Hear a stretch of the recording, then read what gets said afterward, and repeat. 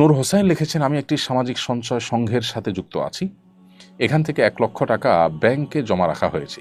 Bank থেকে যে interest দেয়া হয় সেটা থেকে ব্যাংকের চার্জ কেটে বাকি টাকা যদি সমাজের কল্যাণে ব্যয় করা হয় তাহলে কি কোনো গুনাহ হবে?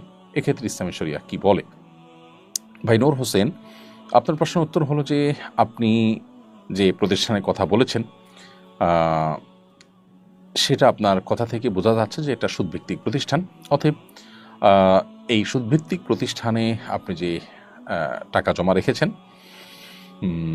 সেখান থেকে টাকা জমার রাখলে তার বিপরীতে যে ইন্টারেস্ট দেওয়া হয় সেখান থেকে ব্যাংকের চার্জ কেটে, অর্থাৎ ইন্টারেস্টের টাকা থেকে যে ব্যাংকের চার্জ কেটে বাকি টাকা আপনি সমাজ কল্যাণমূলক কাজে যদি ব্যয় করেন তাতেও আপনি সুদের দায় থেকে মুক্ত হবেন না। প্রথমত ব্যাংকের চার্জ ওই সুদের টাকা থেকে কাটাই যায় হবে না। কেন?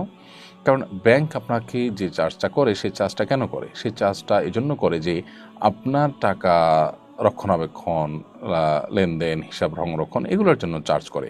তো সেই চার্জ তো আপনার বলতে পারেন আপনি সেটা তো সার্ভিস চার্জ। তো আপনি সার্ভিস নিচ্ছেন কিন্তু চার্জ দিচ্ছেন হারাম টাকা থেকে। তাহলে সার্ভিসের বিনিময়ে আপনি সুদের টাকাটাকে ব্যবহার করছেন। তার মানে আপনি উপকারটা দিন শেষে আপনিই ভোগ করছেন সুদের টাকার। তো সেটা জায়েজ হবে না। এজন্য ব্যাংকের যে চার্জ সেটা আপনাকে নিজেকে দিতে হবে। আর সুদের যে টাকা সেটা পরিপূর্ণই সওয়াবের নিয়ত করা ছাড়া দান করে দিতে হবে।